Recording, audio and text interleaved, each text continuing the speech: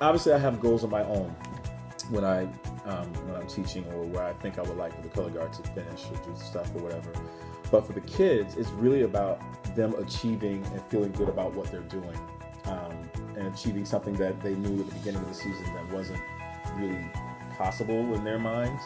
Even though we see way ahead of them where they think they could do, because that's what we do, right? You want to inspire these kids to do much more than think they're capable of.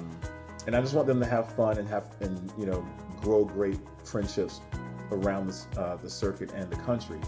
I really don't like it when, and I'll just put this out there, when instructors talk about being competitive and beating another color guard in their own rehearsal to their own color guards, because I think it's silly.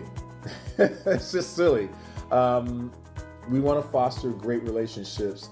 I mean, everyone knows I teach multiple color guards, and they all get along. I refuse to have them have this envy of each other, because it's silly. Because whether I taught them or not, I would want them to, make sure they're being nice to everybody. It's just it's silly to go through all that. It's stupid, honestly. That's basically what I like to do. And I talk about it. I tell the kids, you want someone to treat you the way you want to be treated. If you want your fellow color guards of the circuit to support you when you go to like world championships or go to regionals, and then you show that support from the get-go. You don't show it just because we're at regional and you need someone to pull your floor.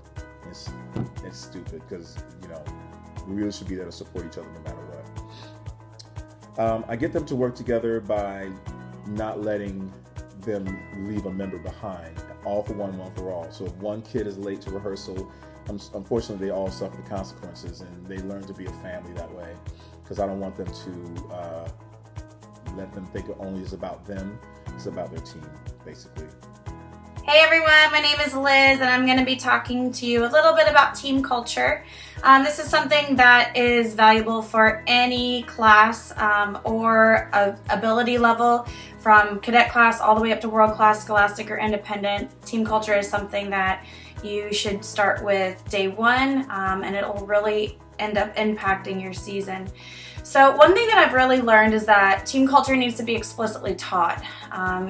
Your culture and character is something that I approach just as much as basics like I would at rehearsal. Just like we stretch every rehearsal, culture and character is something that's talked about every single rehearsal. One of my favorite books that I got a lot of ideas from on this is, I'm going to see if I can show you. I know it's backwards, but it's called Start With Why, and the author is Simon Sinek. It's how great leaders inspire everyone to take action. And I think that so many programs, they focus on what they do, which in our field it's color guard, and how they do it, which could be, bringing in great designers and directors are, known for having fantastic props or general effect. But ultimately, if you don't start with why, then what you do and how you do it, they just simply don't matter. It starts from the top. It starts with being reflective on your last year, taking responsibility for what did go well and also what didn't go well. So ask yourself, why do you teach color guard? When a student graduates from your program, what do you want them to have gained from your specific program? And make that your mission statement. I think that's the best part to start. And why? You ask yourself, well, what is my why? That's a great place to start. Teach that to your students on day one. My goal is always that students in the program are able to articulate what the mission statement is or what our why is very easily. And if they can't, then that's something that I reflect on, and I make sure that they're able to articulate it better. So all decisions that you make are based around your why. When members are late to rehearsal, what you decide to do with that all goes around your why. When members are successful, at a competition, for example, the decisions that you make on how to handle that situation is all based around your why. So after you figure out what your why is and you are very explicit with telling your team about that, I would start on day one. If not, it's never too late. The next step would be to include your team and your staff and get some input from them. This is a really valuable step because not only will you get to hear from their side of view and what their expectations are of the season and out of the program, they also get to hear from each other, and that in itself is priceless, that they can hear what they're able to vocalize, what they want from the season, but also hearing what a teammate wants. That is priceless.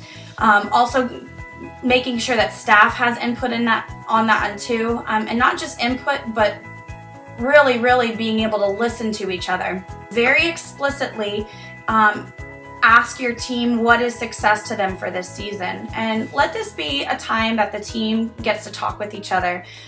Success is something that it's very important that when you bring up this conversation with them, that success is something that we do not give away to somebody else to determine if we're successful or not. It's something that we can accomplish on our own. We are able to determine if it's successful or not.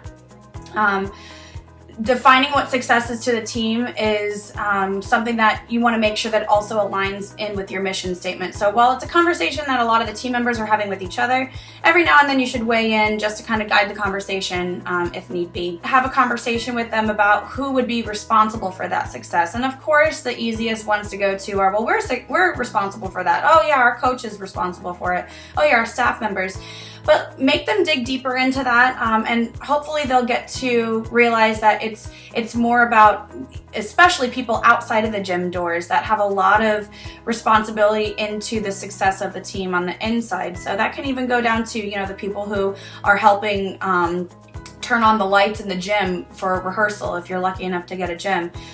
If the people who order the uniforms for your program, if it's somebody else other than the director, that's part of the success of the program. And it's important for the students to and the members to hear how all the working parts fit together, all for them. After you talk about who's responsible for their success, you should start to have a really real conversation to them about barriers to their success. This is something that you want to encourage them to be very specific about and in a non-shady way. And that's something that you might have to explicitly teach also. How do I say something that bothered us, or there was a barrier to us last year without pinpointing somebody exactly sitting in that same team this year? So you want them to be very specific with that. You want them to talk about barriers socially on the team, inside of rehearsal, outside of rehearsal, right before rehearsal, right after rehearsal, any location that the team is in that a barrier could come up, you want them to bring that up. And you might want to guide that conversation along a little bit also, because there could be specific things that you want them to bring up, and then they say, oh yeah, yep, that's I agree with you on that one. And that's something that you can add to throughout the season. Going into that conversation, you can just start thinking about what were some things that were a hinder for us last season. And it could be just the littlest tiny things. Doesn't have to be big, huge problems, but things that could snowball that you want to attack at the beginning of the season. And oftentimes just talking about it, just identifying the issue is really powerful for the team members to say,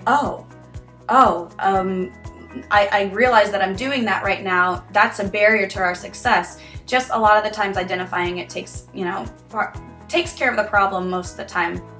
After you talk about their barriers to their success, you want to talk to them about specifically how to overcome that barrier. And a lot of the times students, whenever I have a conversation about this with them, they get mixed up with what is a barrier and how do we overcome it. And so you really want to make sure that there's a clear dividing line between barriers and overcoming. A lot of the time students will want to try to give a solution, like for example, we should be nice to each other.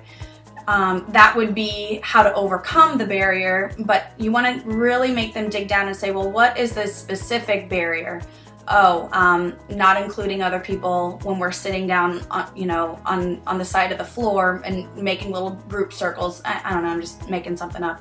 But make them match a specific barrier to how they could overcome that. Again, that's something that you should add to throughout the season and that you should be documenting as the conversation's occurring so that you can revisit it later. Another thing that you should do is talk about how to celebrate, how the team wants to celebrate things, and these can be little tiny celebrations, little victories. When a member on the team gets a compliment from a staff member, is there a way that you can celebrate that at rehearsal? When you reach one of your goals that are specific that you wrote down in a prior conversation, what can the team do to celebrate that? How do team members celebrate each other? That type of conversation is something that you want to be also specific about too, and that's a way for them to recognize, oh, we are successful. We don't have to wait until the end of the season to celebrate what our ending outcome was of the season. Let's do that throughout the season so that we feel success as we achieve it. Another good resource that I suggest is to friend on Facebook the group called Proactive Coaching. Never have I found a program so aligned with my own personal teaching and coaching philosophy until I found their Facebook page. So make sure to like Proactive Coaching on Facebook. They offer also a whole lot of instructional material for directors, coaches, students, even parents that you can purchase, but a lot of their ideas they put up for free on their Facebook post, so you can check out both ways. I suggest that, friending them, and also the book Start With Why that I suggested at the beginning of the video. Those would be a really great jump off point for you. Remember, culture first. If it's used consistently, success will follow you.